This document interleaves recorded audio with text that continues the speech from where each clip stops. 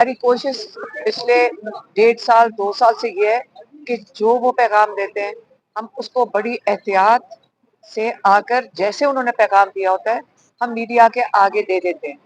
तो 22 तारीख को भी उन्होंने कहा था कि पाकिस्तान के रूल ऑफ लॉ, पाकिस्तान का आइन और पाकिस्तान के जो इंसानी हकूक हैं, डेमोक्रेसी, उन्होंने कहा इन चीज़ों के लिए पुरअमन तरीके से लोगों को अपना एहतजाज रिकॉर्ड करना चाहिए।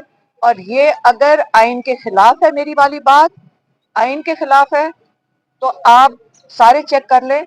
वो जो मैंने इमरान खान का पैगाम दिया था वो यही था। अगर आप उसको पढ़ लें, अगर वो जो उसकी स्क्रिप्ट लेकर या आप सुन लें, रिकॉर्ड पे लेकर आएं, आप सुने उसको और बताएं कि क्या ये पाकिस्तान के आइन के खिलाफ है बात जो इमरान खान ने पैगाम दिया था। तो अगर मेरा जुर्म ये है कि मैंने इमरान खान का पैगाम दिया था, मैं बिल्कुल सही है, मैंने मीडिया के आगे उनका पैगाम बिल्कुल दिया था।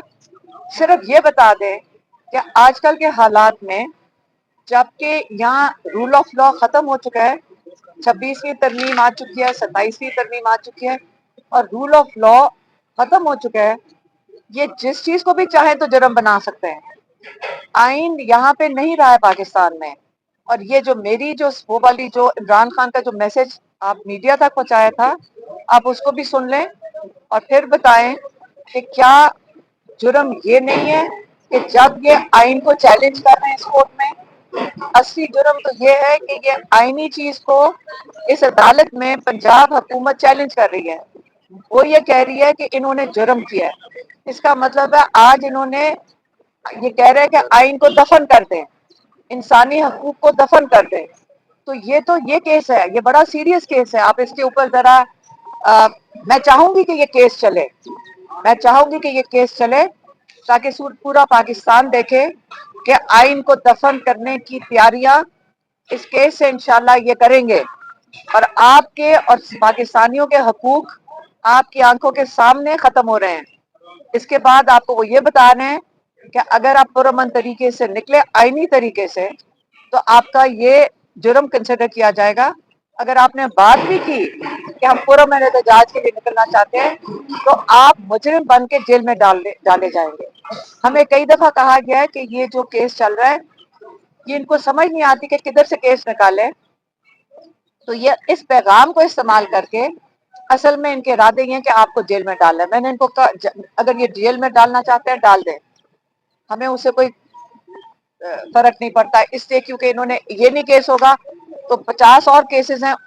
जब ये फैसला कर लेंगे, याद रखिए आज फैसल मलिक ने कोर्ट के सामने ये भी कहा कि तौहीन अदालत तब होती है जब फैमिली को, वकला को और सबको अदालत फुल बेंच 3 जजेस से ऑर्डर जाते हैं कि इमरान खान से मुलाकात करवाई जाए और वहां पे जो पुलिस वाले होते हैं कहते हैं हम इन ऑर्डर्स को नहीं मानते। आप मुझे बताएं कि जब आप अदालत के ऑर्डर्स नहीं मानते, ये जुर्म, अगर ये आज कह रहे हैं कि ये जुर्म है तो तब जुर्म नहीं होता। उसके बाद एक दफा इस अदालत की जरूरत नहीं है, किसी अदालत की जरूरत नहीं है, हाई कोर्ट की जरूरत नहीं है, सुप्रीम कोर्ट में गई है एप्लीकेशन। जब फैसला ऊपर से आ गया कि इमरान खान से किसी की मुलाकात नहीं करने देनी, इमरान खान को आइसोलेशन में डालना है, आज मुझे एक अदालत बता दें, एक अदालत जिसने तौहीन अदालत लगाई हो और किसी को मुजरिम करार दिया हो। तो इसलिए ये समझ लें, ये आजकल का जो अदालतें हैं, ये सिर्फ जब दिल करेगा, जिस वक्त दिल करेगा, इसको पुलिस स्टेट कहते हैं, इसको इमरान खान कहते होते हैं बारी बारी के पाकिस्तान बनाना रिपब्लिक बन गया है। यहाँ पे कानून अफसरों को पता है, पाकिस्तानियों को पता है कि ये खौफ